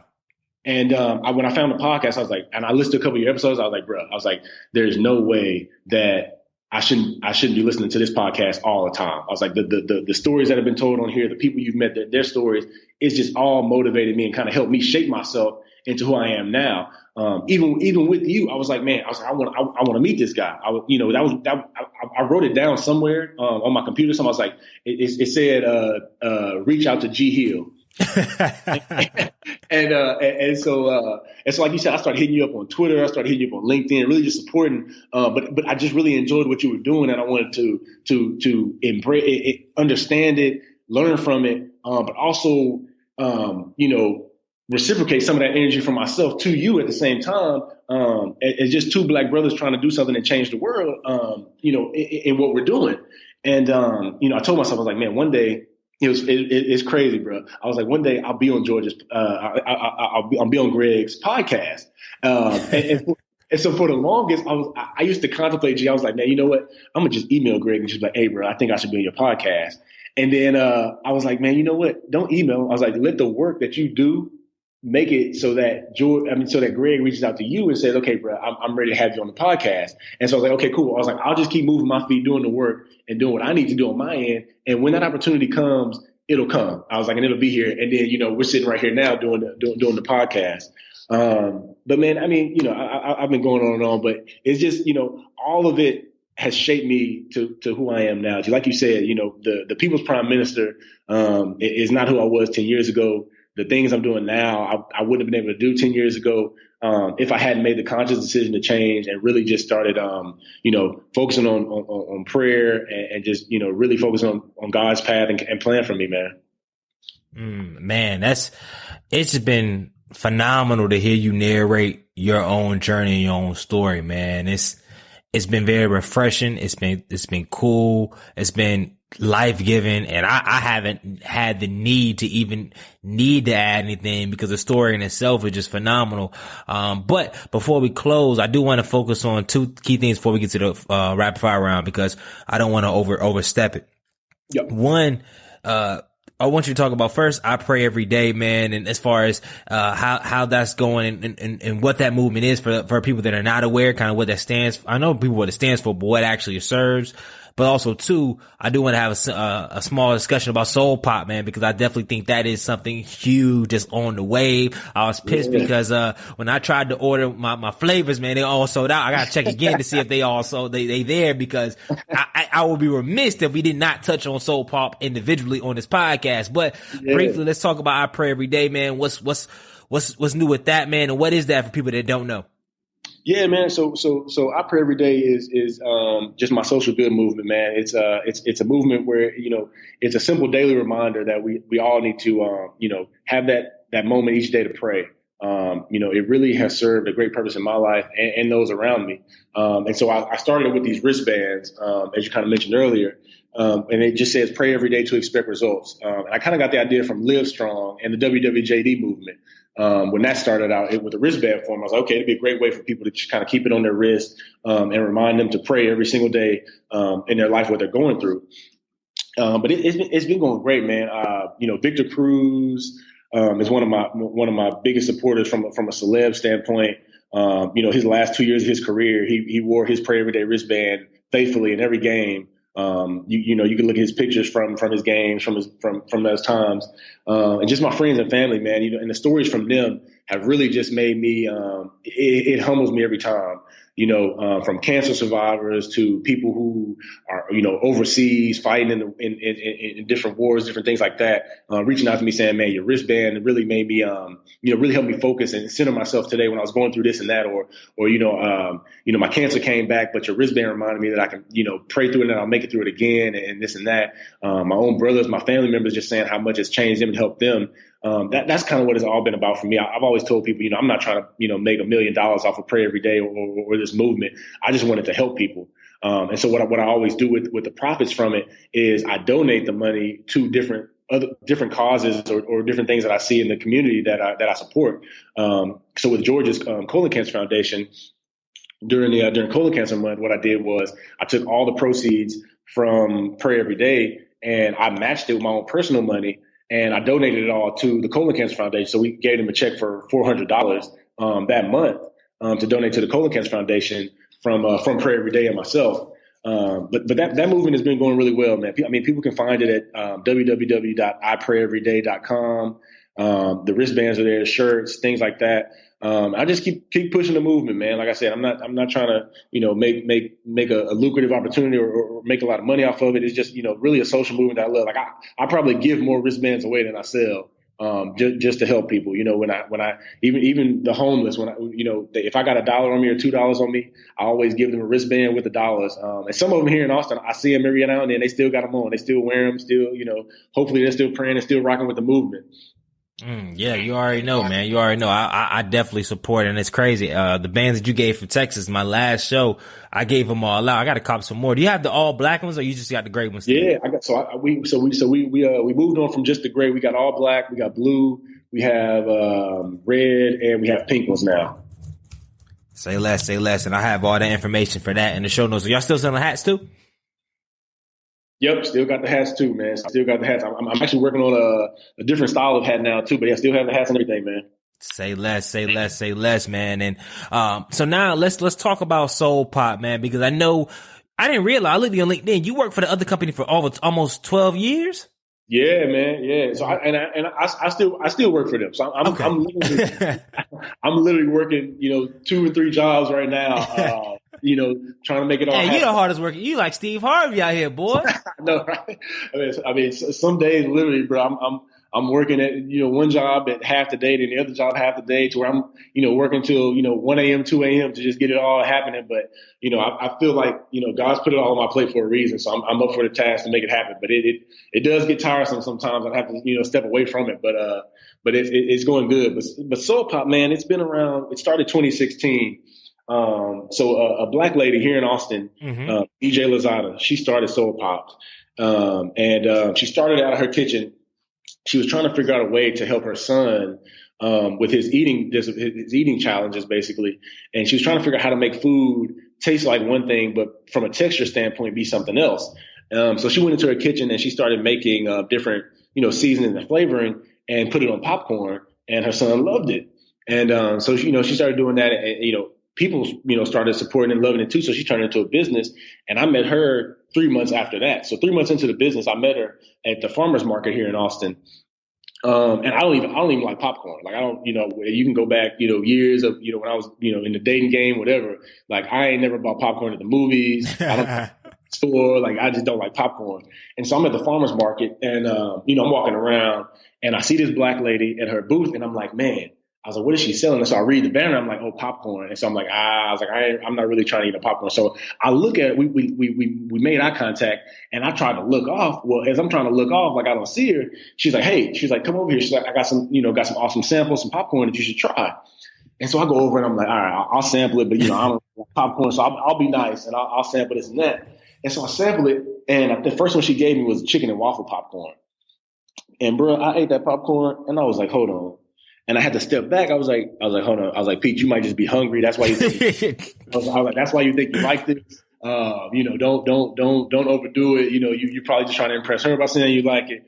And so I tried a couple other flavors like banana pudding, mac and cheese, and I'm just loving all of them, bro. Like flavors are just, blowing my mouth up. Like I'm like, this is crazy. And so, so I buy a couple of bags, take them home to my wife. She loves it. And so I start going back every week and I'm like, man, I got to buy some more popcorn, just support you. I love what you're doing. And so just through building that relationship, probably about a month or two after that, she was like, soon enough, I'll be ready to build my team out. She was like, I won't be able to pay you right off the bat. She was like, but what I can offer you is equity in the company. You can come on as one of my co-owners of the company. And you can help me, you can use your sales experience to be my head of new business and sales. She's like, think on it. She's like, when that time is right, I'll email you. And so this was probably, what was that? Maybe May or June of last year when she sent me the email. And she was like, hey, I'm ready to build up my team. If you're up for it, this and that. And I love entrepreneurship. And I was like, I couldn't send that email back fast enough saying, yeah, sign me up. I'm taking on the opportunity. And so I've been rocking with it ever since, man. It's been phenomenal, man. The popcorn is doing well. All these opportunities that have come from the recent press with the Prime Minister thing and everything has been going great. And like you said, we're on Amazon now, and we try to stay stocked. I'm actually, after this interview, I'm headed to our production facility to help us get our next shipment out to Amazon today, so that we can restock Amazon. But we haven't even been able to keep product on Amazon. Every time we text me as soon as it gets restocked, man. Because I'm trying to check. I don't know if you can have alerts.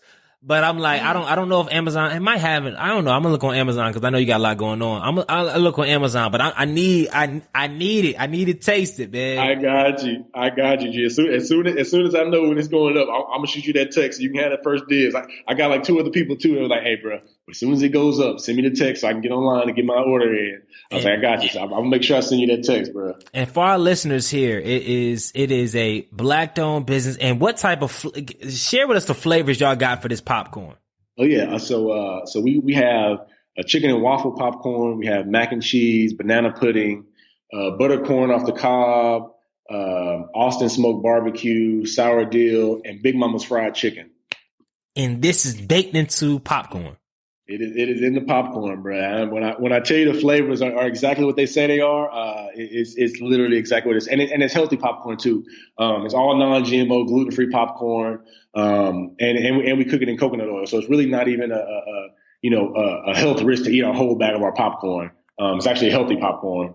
Wow, man. That sounds like something specifically that could have a lot of wings on it. I'm glad that you've been able to generate this buzz, and I know, I just tell by your savviness, you should be able to continue to extend this buzz, because of the way you're using it, man. So I'm excited for it. I'm glad we were able to break a little bit about Soul Popped on this podcast, because that in itself, I mean, it's just huge, because it's an industry, I mean, that even though it's a difficult industry, but we don't really talk about packaged goods industry and getting it on stores and what it looks like. So I'm anxious to see where that journey takes you, because I know Amazon is freaking taking over the world. So that's like the first step, but Right.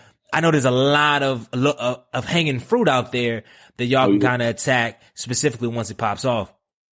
Oh yeah, that's where we are now. So we moved into our production facility, and now we're working on building those relationships with grocery channels, different small boutique stores, everywhere. We're even looking at airlines doing a small, snack size packaging for different airlines and stuff like that. So I mean, those are all the opportunities that we're looking to engage with and take advantage of.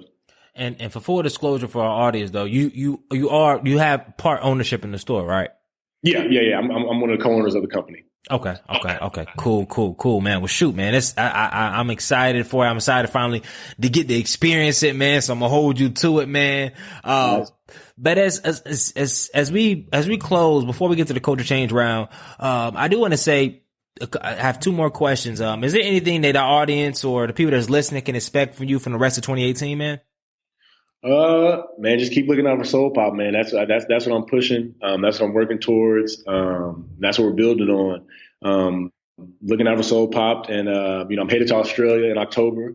So look out for that too. I'll definitely have a vlog about it, and a cool video about the whole experience with myself and my wife going over there.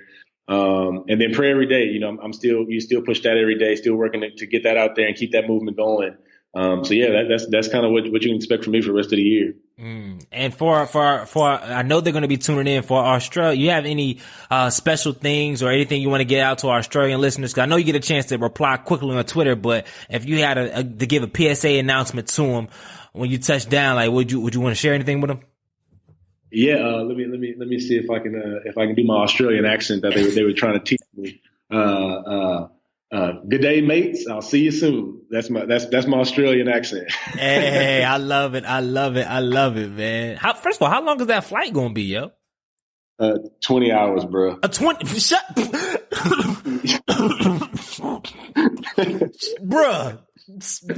No, bruh. No, it's literally a 20-hour flight, bruh. Yeah, man. That would make sense, dog. Yeah, it's a long flight. Is it one way 20 hours? Yeah, one way. Oh my good, a whole day? Wow. Yeah, man, whole day. Hey, I told my wife we had to stock up on some Netflix series and all kind of stuff to keep us busy. Podcast, Netflix series, man, wow. And that's 20 hours there and back, man. I definitely keep my prayers with that. So let's jump into the culture change round, man. I got 5 rapid fire questions and 5 rapid fire answers, man. You ready to rock? Yes, sir. What's the best piece of advice that you have never received? Best piece of advice I've never received. I guess the advice I've never received is that everything's going to be okay. A lot of times early on in life, we stress out about, so many things here and there, and nobody ever stopped and told me, hey, you at 21, 22, you're thinking that I got to have it all figured out. I got to understand everything. I got to do this. I got to do that. I got to, have all these things lined up. But if you just focus on your own race and focus on, doing what you need to do, everything will work out and be okay, and I think a lot of times we lose focus on that and think that, because this friend has a house, a car, a family, a job, well-paying job, that because, I'm 31 and they're 31, we got to have the same thing. Or because this person's 27 and I'm 30, that I missed my opportunity. You just got to run your own race, man, and understand that everything's going to be okay. Love that. The second question that we got is, if you could add one habit and take away one habit, what would they be? If I could add one habit. If I could add one habit, I would say it would be to stop procrastinating so much. Actually, well, no, actually, you know what? That would be the takeaway. So I would take away my procrastination habit. And the habit that I would add would be probably going to sleep at a disciplined hour. I wake up. I'm a morning person, so I normally wake up, 6 a.m., 6:30. But I notice when I do go to sleep at a disciplined hour, I wake up way more energized on those mornings than I do the nights when I'm, going to sleep at 1, 2 a.m. Now some days that it's not possible to go to sleep at a decent hour because I'm working so much and doing so many things. But some days, I'm just up, watching SportsCenter or watching TV or doing something, just wasting time. So yeah, those would be the two. Yep. What is your favorite book and why? Favorite book and why? I would have to go with, a book I read recently, The Art and Science of Respect from Jay Prince. Yeah. Speak on that, man, because I think I probably need to get the book. Is it good? Yeah, man, it's a really good book, and I think it's really good. It really touched me because his story coming from the same neighborhood that I came from, and then just growing up and really respecting him and being somebody. We, in high school, we used to go to Prince Gym at midnight and play basketball with him and the rest of his Rap-A-Lot crew and everybody else. He would open the gym up for us all, hoop with him on Thursday nights. They still do it now in Houston. But just somebody I really respected, and then kind of read his story and see the similarities in myself and what he went through to build out Rap-A-Lot and take care of his family, do things he does now. That brother owns his own island. Like, he owns his own island, has his own ranch, has a, multi-million-dollar company, family good, all the things that, I aspire to do and be one day. So the book was just really refreshing on that to see somebody make it that looks like me and kind of comes from where I come from. Yeah, definitely. And I'll have all the information in the show notes, audience. And the last question is fourth question. What is your biggest fear? My biggest fear is, I guess my biggest fear would be dying and not have used all the talent and all the opportunity God put me here to change the world long after I'm gone. I feel like, death is something that we all have to, face at some point in time in life. It's coming for all of us that, nobody's, made it to 200 years old. But I think it's what we do with the time we have that allows us that longevity here on earth, like the MLKs, the Malcolms, even LeBron James. Like, long after LeBron James is gone, people are still going to talk about how he started a school, how he did all these phenomenal. We'll talk about the basketball player, but the other things he's doing are what's going to keep his name alive for much longer than talking about basketball. Because at some point in time, there's going to be another basketball player that comes along that goes up there with the LeBrons, the Kobes, the Michaels. But it's not going to be many basketball players that come along and open a school or do the social good things that he's doing, or even the Colin Kaepernicks. They're doing so much outside of their day to day that I think that's going to help them live a lot longer than they actually physically live. So it's just the fear of not using my talent and my time here to truly change and affect people in a way that lives on longer than I do. And the last question: if you were the president of the United States, what is the first thing you would do? If I was the president of the United States, first thing I would do would be, that's a good question. I'd probably throw block parties everywhere.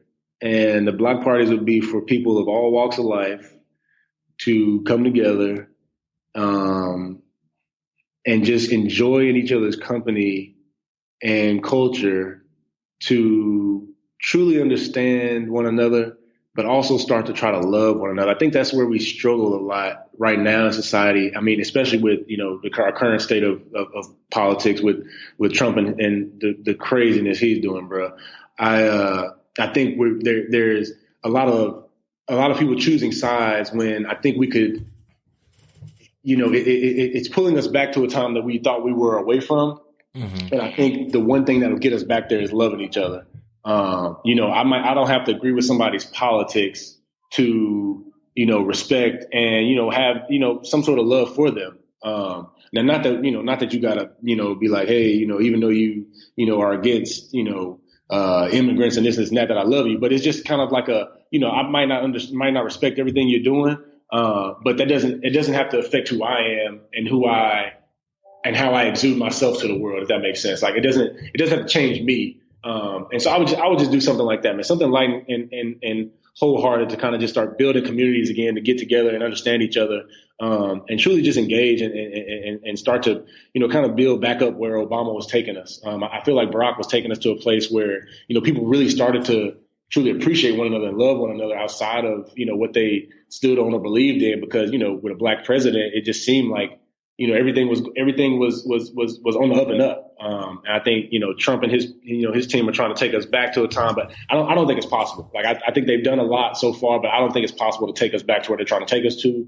And me being the optimist that I am, I think we'll get through it and we'll get on to better days. And this will be just, a difficult time in our history, but it'll shape us for the better. Couldn't have said it better myself, man. And I call everybody that comes on the show culture change agents, because they're doing what they are and they're doing in their own right to change the culture. So this last question outside of coaching round, that was good. That was done. Is tried and true. Every person that's ever gotten on the show has answered it. If you could change one thing about society, most specifically our African American culture, what would it be and why? Man, I would change the way we support each other, man. One of the things that's disheartening is the lack of support that we truly show one another in our community. I always use the example of, Beyonce. Like, I love Beyonce. Like, Beyonce from Houston, her birthday is the day before mine. Like, I'm a Beyonce stan. Like, I stand for Beyonce, but whenever Beyonce does anything, online, people go crazy. When she had her baby, they were sharing it, they were posting it, they were making statuses, doing this and that. But, when your friend announces that, hey, I've started, I just bought a food truck, I'm about to start my food business, or I'm about to do this and that. Where's the support then? Where's the share then? Where's the like then? Even with, this podcast, I'm sure you got people that you've been putting the podcast out, for years now, and they still haven't supported. They still haven't, but you see them support, the new LeBron shoe or the new music from such and such. And it's like, you don't even know them, bro. Like, that's not your homie. you supporting and giving all this to people that you don't even know, but people right here in your wheelhouse that and support are looking for that support, and you won't give it to them. And a lot of times I think it's because people in our community, we wait for each other to make it, then we show our support and applaud them or love them, or we wait till people die. That's another thing that's been a creepy thing to me is, people, somebody dies and all of a sudden their follower count on Instagram goes up, or their whatever business they had going on, or whatever music they were dropping, all of a sudden that's trending now. That's this. And I'm like, where was the respect and love when that person was alive? Like, why couldn't you support then? Like, what was stopping you from doing it then? Like, why all of a sudden now? So I would change the way we support each other, man. I think if we truly engage with one another and support each other, as we do celebrities and entertainers and stuff like that, it would be a powerful, powerful thing. And we would start creating more millionaires and billionaires within our own community, the same way we create that for other people. So that's what I would change, man. It's just the support we give one another. I love that, man. That's I can't say anything better myself, man. Well, I want to say, one, where can people find you at? Find information on SoulPopped. I pray every day, respect the results. Where can they find you online? Where can people find all that good information? Yeah, man. So you can find me online. I'm Peter Dutton 5. That's the number 5, Peter Dutton. On Twitter and Instagram, you can find SoulPopped at SoulPopped Popcorn on Instagram. We're Soul Food Popcorn on Twitter. And then Pray Every Day, you can find Pray Every Day to expect results on Instagram. And you can find it on Twitter at upbringing. And the Pray Everyday site is www.IprayEveryday.com. And SoulPopped is www.soulpopped.com. Everybody, you got that information in the show notes. So, hey, Brother Dutton, the people's prime minister, Mr. I Pray Every Day, Mr. SoulPopped, Mr. Father in the making. Dog, like it's been a journey, a roller coaster. These stories have been phenomenal. Like I can't wait till you really start speaking often, man, because I know you got stories for days that students, young adults, people just need to hear, man. So I was so phenomenally blessed about this podcast. So from the bottom of my heart and my Know the Trailblazing hearts, thank you for giving well over an hour of your time, man. Yes, sir. Thanks for having me, man. This is definitely a pleasure of mine and something that I've looked forward to for a while, man. I mean, I think it's just a testament of what you're doing, what I'm doing, man. And I'm proud to be a part of it, bro. Hey, you already know. So Minority Trailblazing Nation, you already know. I need you to do two things only. One, make sure you subscribe and share it with a friend and comment, leave comments. I'm comment SoundCloud, all that good stuff, Facebook, Twitter, all that good stuff. And also too, make sure you changing the freaking culture. Good night.